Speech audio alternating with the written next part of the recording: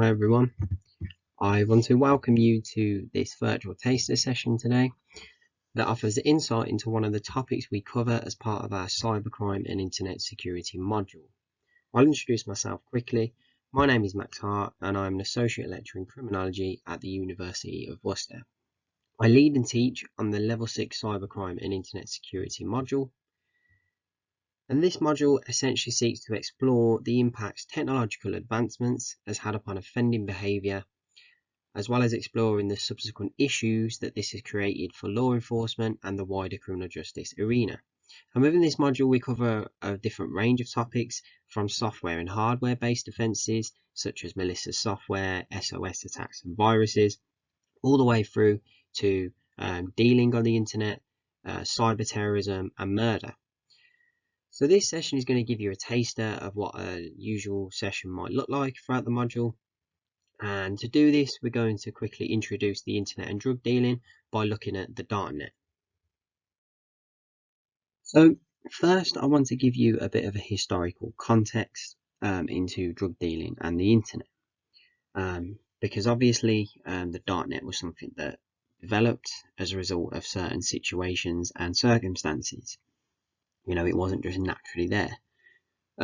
So originally, university students at the University of Stanford used the ARPANET, which was one of the very early technological advancements that, you know, debatably give birth to the internet as we know it now. But they use this to sell cannabis. And this is debated actually as one of the first ever cyber crimes. It's also known as the first drug deal to take place over the internet. And ever since this, drug markets frequently begun to emerge on the web because people started realizing it was a very useful way to sell drugs. But an actual market, so an actual place which people can advertise and sell drugs, was called farmers market, but this was located on the surface web. And what I mean by the surface web is the everyday internet that most of us will use, which is considered legal. You know, it's not considered shadowy. It's considered normal. However, the problem was these markets where they were selling drugs were obviously easily detected because anyone could see, and as we know, the internet and technology can be tracked and surveyed. These markets were also run by drug users who believed in freedom and being able to have open and easy access. And these supplied mainly hallucinogenic substances over the internet. So this is what happened, but eventually, due to these being easily detected, these markets began to move deep into the web. So what's called the deep web, the dark web, or the darknet. And this next slide will introduce you to what we mean by this. So as we now know, there were drug markets taking place on the surface web, so the everyday web pages that we know and use. However, these were being easily detected. So then in 2011, notice boards on the surface web and multiple chat rooms started posting messages discussing Amazon and eBay like e-commerce websites. So Amazon and eBay like, what I mean is these full-on markets where people are posting images and descriptions of items and selling them. However, they were saying that they were seeing these websites within the darknet. So essentially, what we're seeing here is the drug market transitioning from the surface web to the deep web or dark web or darknet, whichever name takes your fancy. However, these were useful to those wanting to sell drugs because they were only accessible through encrypted browsers such as Tor. And essentially, all Tor browser does is use something called onion routing. It's referred to as onion routing because it's layered and difficult to track. And it uses this to kind of ping people's IPs in different places. And these are set up by actual volunteers around the globe who are happy to have these different access points pinged through their systems. And what essentially this does is it encrypts the browser and makes it incredibly difficult to track and put surveillance on it. The hacking community eventually coined these markets crypto markets, essentially meaning cyber drug markets. And the biggest example of this, and some of you may have heard of it if you already have an interest in cybercrime, was Silk Road. And I'm going to quickly give you an idea now on the next slide of what Silk Road looked like and the kind of things you could expect to see on it. And the few slides after that would also provide you some information of just how big Silk Road become. So just to give you some more information on Silk Road, which is one of the very first kind of big early dark markets, crypto markets that we've seen. So this wasn't, just a picture with a bit of a description and a price saying buy these drugs. It was very sophisticated, and when I said people were saying on these chat rooms that they were seeing Amazon-like sites, they literally was seeing Amazon-like sites. So there'd be things such as product listings, rating systems. There was even complaint buttons. There were people offering special offers, such as buy one get one frees. There was even a money back guarantee on some of these items. So if you're, say, you're posting sending drugs, they get interrupted at customs. If that person doesn't get them that package, they can actually get their money back. And the reason this can happen is through something that they call escrow or escrow systems. And what this essentially means is it's a freeway thing. So there are different vendors. So there's a person in the middle and the guy on the left who might be selling the drugs and the guy on the right buying it. The guy on the left will post the drugs. The guy on the left will offer a payment, which is usually in bitcoins, which is a cryptocurrency used online. But that cryptocurrency, those bitcoins, will stop in that middle vendor, and until that package arrives, which then the person who's buying it goes, yeah, great, my package is here. That bitcoin then is released to the person who sold the drugs. So it's a freeway system that provides a lot of safety and security for both the buyer and the seller. As I said, they use terms and conditions, so there'll actually be smaller font, just like you would see on most sites. Arguably, and this is up for debate of whether it provides less risk or not. So it definitely has that element of anonymity, and we know this because it's encrypted. You're using encrypted browsers. It's difficult to track. It's difficult to know who's behind this site, who's behind this seller. Less risk if you compare it to a terrestrial setting, which is one of the main central themes of this module, will be to look at how the internet has impacted these relationships. So you have to look at the traditional setting. Whereas if before, this would involve people driving around in cars, having the drugs physically on them. So being able to do this online, it essentially involves much less risk. In those terms, they're not having to actually physically go and sell these products. They can actually make the deal online and then just post it.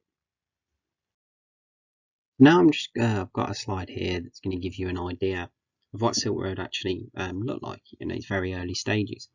So we already know that Silk Road was one of the first online black markets, best known as a platform for selling drugs. We know it was part of the dark web and operated as a Tor hidden surface, so an encrypted browser. And we know that Tor for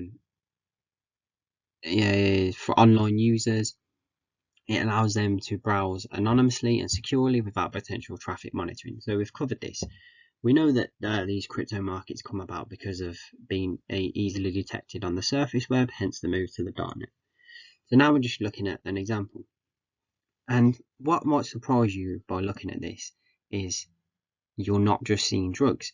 And this is because these online markets rapidly advanced, they rapidly developed, and any kind of materials that might be stolen goods or counterfeit goods, they've started to begin to be sold on here.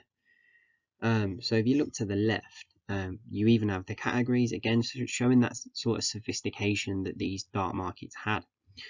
So there's categories and subcategories. So you have your drugs and all the different subcategories underneath. But then we also have things such as books, equipment, digital goods, all the way to fireworks, medical, lab supplies, even home and garden. So it sort of gives you an idea of the kind of things, you can see that development and how big this Silk Road actually become. But what's interesting is there's also, it goes beyond this. So there's been reports of seeing things on the darknet of people posting advertisements as well. So it might not be through these whole markets, but you might see an advertisement, and there's ones that have suggested that people posting about hitmen for hire. So that gives you more of an idea of just how far that some of these crypto markets and advertisements within the darknet has gone. So just to reiterate the scale of Silk Road, I've got a few interesting facts here. So Silk Road had around 1,200 retail requests every 2 hours whilst it was active. So it had someone purchasing or attempting to purchase products every 2 hours whilst it was active. And in 2011, there were 220 distinct categories of drug-related products listed for sale. You know, you think back to those subcategories that I pointed out. You can see the physical image of that. So in August in 2013, there were 13,426 listings originating from EU countries, the US, Australia, New Zealand, Canada, Russia, Thailand, Indonesia, Hong Kong, Singapore, Ghana, Japan, Vietnam, South Africa, and the Philippines, along with another 17,066 undeclared listings. So that gives you an idea of just of how global and how large scale this was happening, which instantly gives you one of the reasons the impact of the internet. It makes the world smaller. Everyone can easily become connected. Do you think comparing it to the more traditional setting, is someone selling cannabis going to get that scale of custom just selling in their area that they live in? They won't. The FBI, once Silk Road got tracked and eventually taken down, estimated that income from the website was between 1.2 to $2 billion, which is absolutely astronomical if you think about it. And what was kind of a turning point for this, and the reason why really I'm sitting here discussing this with you right now, is the investigation and the arrest of Ross Albright, who was the alleged founder. This investigation, it says it took 3 years. They were trying to access the person behind this for a very long time. So it took 3 years, and as I said, this was a turning point which started pushing the darknet and the dark web into public discussions. And there has been different versions of Silk Road since in multiple online markets, and these are getting kind of stamped down a lot faster and easier now. But I've used the term before that sometimes the dark net can be seen as kind of whack-a-mole in cyberspace, because every time they kind of stamp something out, something else is there for them to deal with. It's just one of the multitude of issues that law enforcement faces when dealing with crime on the internet. So just to end the kind of information bit of this taster session, I want to leave you with this thought. And this quote at the top is taken from a talk that Jamie Bartlett did, who is a investigative journalist who very much specializes in the area of the darknet and technology. And he did a TED talk in 2015, and this was all about the darknet, and he used the term neither entirely light, neither entirely dark, and he was referring specifically to the premise, the idea, and the actual darknet itself. And what he means is, we know drug dealing is wrong and it's a criminal offence, but there are reasons to suggest that the darknet on its own, as a thing, is not entirely a bad thing. And this is because we as society are concerned with surveillance. Ever since the events of 9/11 in the US, Western countries have become heavily surveyed. We have a lot of cameras, we have a lot of tracking going on, and we are heavily monitored online. And this surrounds this idea of freedom of privacy. So we have a right to be private online, and a lot of people share this thought. A lot of hackers share this thought, and that's why they do what they do.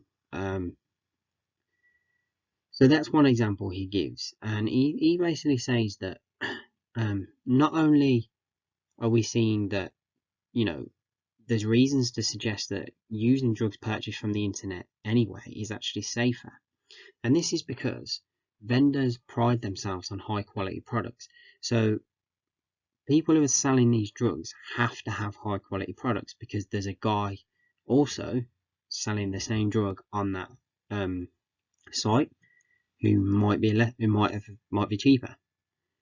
So they have to compete. It's like a real market. They have to have high quality products. Someone might not buy a drug again if it's not good. So ultimately, there are reasons to suggest that it's actually a safer way for people if they are going to use drugs, which of course we know criminal offence, not a good thing to do. But if they are going to, then actually the internet is a safer option. However, he says, even though we have all these arguments, we also have this idea of concerns around surveillance. And as a result of this, people are already actually moving to the dark web to do their browsing. And two examples I've put on here is the fact that BBC have their own dark web news channel. And Facebook can also be accessed and used from the dark web. They have their own dark web channels too. So people, and he predicts that in the future we're going to have an increase of use in the dark web because people are fed up of being heavily surveyed whilst they're doing their everyday online business. So that brings the end to this taster session. Thank you for taking part and viewing this. I hope you found it not only very interesting but very insightful. I hope it gives you an insight into what we cover in our cybercrime and internet security module, and I very much hope that we see you very soon.